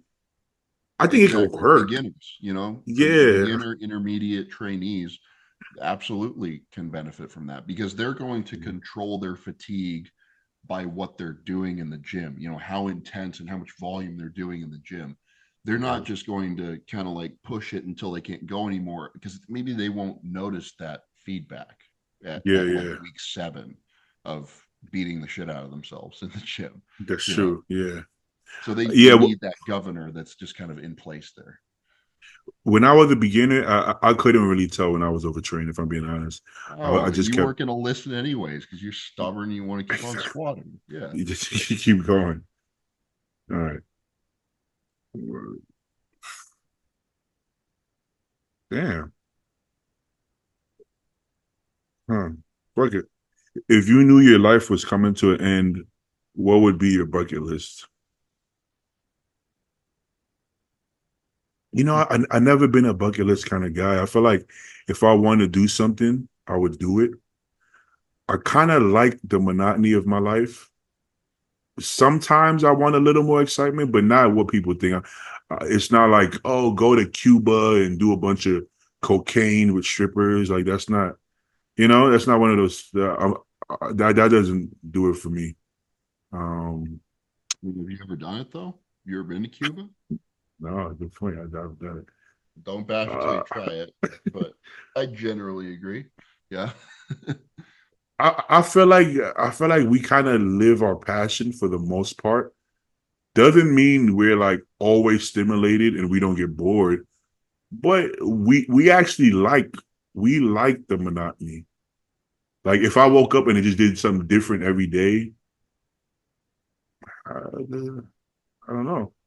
I probably just spend a lot of time with, my friends and family and not tell Mhm. them that I'm going to be dead soon. Yeah, Um, yeah.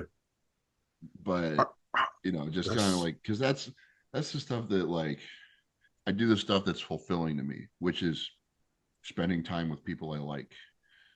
yeah, yeah. Um, I guess maybe I would work a little bit less, just so I could spend more time with loved ones. That's about it. Um, Honestly, I can't. I don't. I'm not a bucket list kind of guy. We're probably not the people for this. I don't have a bucket list. I'll probably max out my credit cards, but would I care about being buff if I knew I was gonna die though? I don't know if I would or not. Yeah, you definitely take a lot of gear because, like, if you're dying anyways, then you don't have to worry about the health ramifications of what you're doing. Oh yeah, but then what if you're like, I don't care anymore because I'm gonna be dead. I don't know. I definitely wouldn't diet. I wouldn't eat diet food. That's for sure. Yeah, Yeah, Bane's that's getting about it. fat. Yeah, I'm probably gonna get fat. But then you got to stay on drugs if you're gonna eat that much food, so you don't just literally just turn into a slob. Yeah, that's probably not the best question for us because we kind of just do what we want to do anyways. I could see myself wanting to travel a little bit, but nothing crazy. I want to go to Italy, probably. I want to go to Thailand. Um, man, I'm pretty boring, bro. I'm pretty boring. If I'm being honest, Yeah, I don't. It's not. I don't have much You know, better of an answer. I don't need to be on a yacht, and I don't really care for any of that shit. If I'm being honest. Yeah, that's all you're gonna get out of us. We don't have any exciting shit that we got to do. Choose one. Even peanut butter. Essentially, this person asking if you have diarrhea all off season, will that kill your gains? Depends on why. If you have like digestive issues that's causing that, then probably probably an issue. But like maybe you just don't have enough fiber in your diet. Like I've Okay. I've missed taking my fiber before bed a few days here, and it's like I regret it the next day. Because I just ordered some more fiber. yeah, it's like our diets don't really have a lot in it. Because I don't know. Do you put vegetables in your meals during the off season? No, but I've been putting kimchi, which is fermented cabbage, because of the Yeah, I know digestion. kimchi is. Yeah, Oh, I'll mix that in with my rice, and it makes the rice taste better, not worse. Now, if you eat kimchi by itself, that's different. you got to be But when Korean to enjoy that. exactly, you know. But if you mix it with your rice, it gives it an extra kick. Tastes great to me. But I'm doing it for digestion. Yeah, But it is a vegetable, right? Cabbage is a vegetable. I'm pretty sure. cabbage is a vegetable. I mean, Oh well, yeah. sure. When there you go, I'm getting double benefits, right? I guess I'm getting some fiber, but I'm also getting the bacteria. What the fuck do you get from fermented shit? Yeah, it's like bacteria, good Yeah, bacteria. yeah. It helps you microflora. I, I'm not the science guy. I know the basics. It does something to your microbiome or microflora. I'm not that guy, but all I know is Robin Strand does it and he loves it, so I'm doing it, motherfucker. Kimchi good. Yeah, kimchi good, vegetable good, I've never diarrhea felt the bad. need to do that personally, so I just don't know. To be honest, I figured out that the bad digestion was just from the drugs. Uh-huh. The drugs they wasn't agreeing with me. I'm weird, but the drugs wasn't agreeing. Once I cut back the drugs and took out trend, my digestion went back to normal. But I'm gonna keep doing the kimchi because I already got a bunch and it can only help, right? Fuck it. Maybe I'll Something be that I was talking to one of the guys at Merrick about this. One of the reasons why your digestion can get fucked up when you are on particularly like high androgen kind of drugs, like Tren in particular, is it's putting your nervous system in like a sympathetic state. So sympathetic is like your fight or flight state, which is kind of where you are in the when you're training in the gym. Mhm. Parasympathetic is your rest, recover, eat kind of state. So your Mhm. your adrenaline level just systemically is higher all the time when you're on, really high androgens. And Oh, for yes, it some is. people that, if you're constantly in that state, constantly in that like kind of on edge, amped up state, and I think, anybody who's used these drugs kind of knows what I'm talking about, then you never really get all the way into that parasympathetic state, where you can just relax and recover and digest your food. Mhm. Which is, some people will use supplements after they train to like help them drop down into that nervous system state, that parasympathetic state, so they can actually like recover afterwards. Like what kind of supplements? Like Uh, ashwagandha? We talking? ashwagandha can help, I believe. Um, but Dilaudid? that'll do the trick. For anybody who doesn't know, That Dilaudid is a very, very strong painkiller. it'll relax you, that's for sure. but don't do it. Oh man. What was the But question? What were you talking about? personally, I can tolerate Oh, that stuff. It doesn't, when I'm well fed, at least, trend doesn't make me, you know, fucking yeah. wily like that. When I'm in It, prep, I definitely notice it a bit more, mhm. but my digestion isn't stressed out when I'm in prep. So Well, I never actually did trend off season. Well, this is rebound technically, but I actually never really do trend when my food is high, actually. hmm, So this was one of the few times I did it, and I guess it's not for me. I mean, I gotta say, I recommend it if you can handle it, for because sure, for sure. it works really fucking good. I bet it You does. know, if you can handle it, if your blood work doesn't get super fucked up, if you can sleep, if you can digest your food, all of these ifs, it works good for me. Yeah, So yeah, I'm not yeah. doing it right now, but I might later in the off season. So I mean, it sounds great to me too, But there's probably a way I could have incorporated it. I still think I was just. I think it's less of the. It may be less of the actual drugs itself, and more so me just being completely burnt out after prep. Yeah. So in a better state, it probably would feel great. Like after the cruise and I go into off season, I might be able to tolerate it. Just after my body, I think my body just needs some time to relax, really, more than anything. All right, let's do one more question. Is Jared Feather in shape?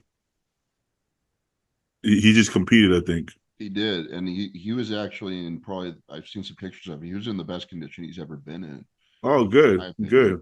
Yeah, and I Yeah. don't know where he placed, but he was definitely, because in the past he his condition has not been up to snuff. He's got a really good physique. It's very aesthetic. He's got muscle bellies for days, but he just wasn't in shape like he needed to be. And he was, if everything that you could see was conditioned. He kind of, the way he had his trunks on his Mhm. glutes, like they were covering up a lot of it. Like they weren't Mhm. up his ass crack like some of these guys in classic. Mhm. But so like maybe that wasn't super dug out and peeled. But yeah, he looked probably the best he's ever looked at his last show. Good shit. Good shit. Yeah. Shout out I don't Jared know, Feather. maybe I don't know if Jared eats protein bars like Dr. Mike does going into his shows, but if he if he does, maybe he stopped this time. I don't know. I like how Fuad was challenging him though, because he's saying how he does eats all of this protein bars and stuff, but then also saying how hard his body is to get in shape, and it's just holds so much water, and Florida's like, you ever think maybe that has something to do with it? Like, it's worth a try, right? So it can't be both, right? You can't, if you're coming in shredded, then nobody's gonna say anything. But if you're not, then you can't really. That's like me saying, yeah, oh yeah, I do popcorn all the time, and then you kind of like, Beatty, maybe maybe you shouldn't. Like, you know what I'm saying? It's like Yeah, I'm Mike not saying, huh? Mike isn't a water thing, to Yeah, put yeah. it kindly. It's not. To be honest, I think anybody who says that, it never is. Yeah, Like anybody who says, "Oh, I'm just holding water," it seems to never be the case, right? Like water, you can tell what water is. Like we can say, like I'll see Nathan Diasha lean and maybe holding a little bit of water, something like that, right? yeah. You can see it because you still see the lines and shit. But when you're just like, there's no lines there, it's like, put it like this: if you know you hold water and that's the excuse, well, you're probably restricting water and taking a lot of diuretics. So if water was the issue, then you would be shredded because you already think it's water, so you're already countering that with whatever it is you do, and it's still not working. So it's not the water. Yeah, there's a lot of mental gymnastics going on there. it's, But it, it's never the water when people say it. It's never the water. Well, water is great. Well, water keeps you full, hydrated. Water is a beautiful thing. All right. I remember Phil saying that when he comes back Saturday night full and people think he went and ate a bunch of food, he was like, sometimes he would eat very little. He would just drink some water. And I'm like, oh, okay, well, that's one way to do it, I guess. You know, it depends. It depends on your body, because everybody can't do that. All right, let's do it. Let's do a real last question. It wasn't really a question. Chris Fine asks, best fast food burger and best fries.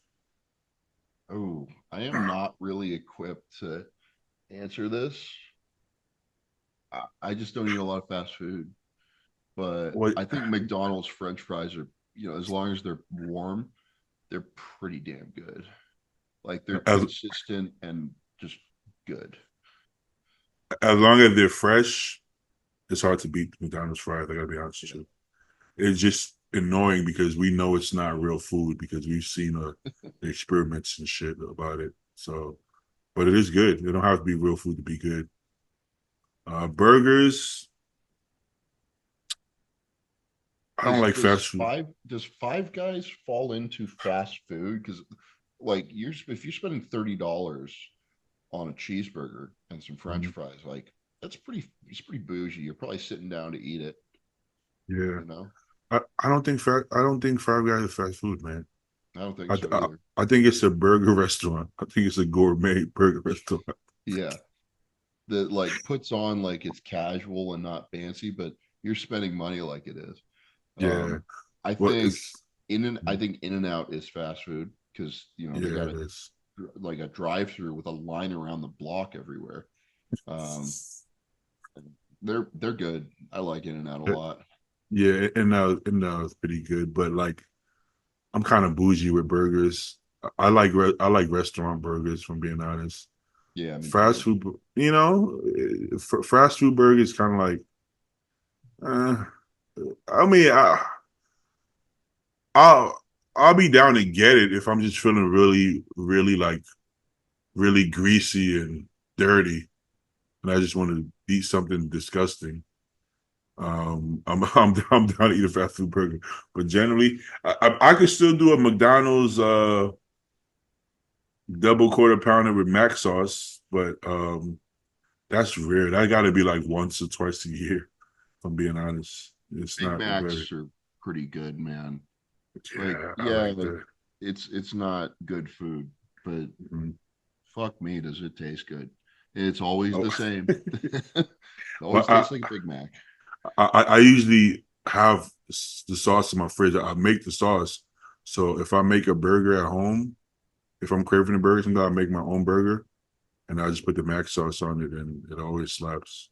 It You know what always slaps. actually I prefer to burgers is like cold cut sandwiches because Yes, you don't feel like Sam, so. greasy and slovenly when you're done eating them. I just want to take Yeah, a nap after I'm done eating a bunch of McDonald's, right? But like, yeah. a couple of really big meaty sandwiches, solid. Unpopular opinion: sandwiches over burgers. I never thought I No, would say I that out agree. loud. I agree. I think so. Honestly, any kind of sandwich, even a Philly cheesesteak, to me is better than the burger. Like, like Yeah. Fat Sal's has cold, hot, greasy, ungreasy, and they have really good burgers too. But I prefer the sandwiches. I Even the don't fucking like turkey. meatball subs, and I don't like tuna fish. Oh, oh, Yeah, get out of here. I don't know what I you're mean, thinking I've there. had them. I've had them, but no, Or like egg salad sandwich. no, No. I'm not into that. Honestly, the fucking from Fat Sal's, the fucking turkey club sandwich. Oh, great. Sounds Club so my shit. simple.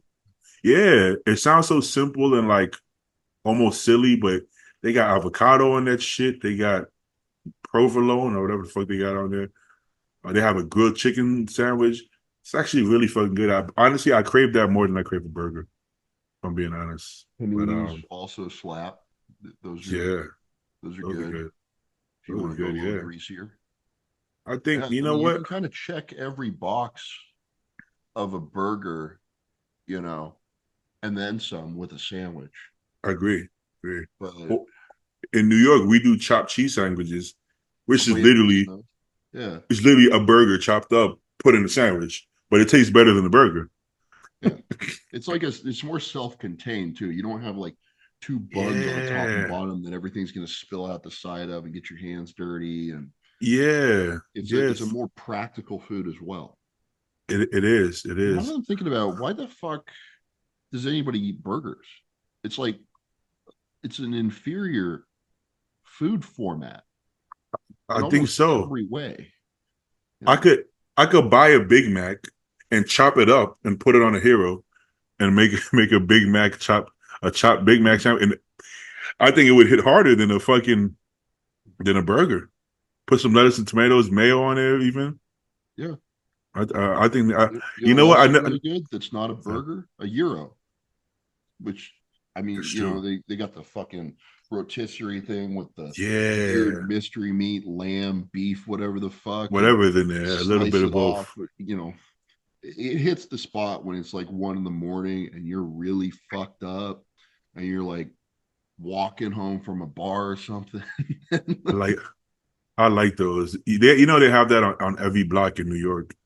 The Oh yeah, halal food food trucks. trucks. Yeah, those do hit. Yeah, those are. Yeah, that honestly, I never thought about it, but I think I'm team sandwich over team burger, which is I thought I was a burger guy, but these burgers are getting lower and lower quality in my head. It's just not Yeah, appealing to me, you because like know. fast food burgers are like they're just crap, and then fancy burgers, gourmet burgers are like they're a little pretentious, like you put that Yeah, much effort and thought into a fucking cheeseburger. it's a Like, bit much. Yeah. yeah, and it's again structurally, it's just not as sound, it's not as practical to eat and hold. Sometimes I Hmm. eat those things with just a knife and fork. I know it's a little gay, Damn. but like it's just I don't want to get my hands that dirty, man. Yeah, especially if you get like a restaurant burger, they're so high, they're so stacked up. It's Yeah. kind of hard to, yeah. I think we are to some team sandwich. I'm gonna make a poll. This episode is gonna be sandwich versus burgers. That's the name of the episode. If you watch But to the end, you'll know what we're talking you about. know what you're talking about. But I still haven't ate my first meal, believe it or not. But Dude, it's that's 2:15. yeah. But like once I start eating, I eat like every hour and a half. I'm weird like that. I go long periods without eating, and then I just once I eat, I get hungry.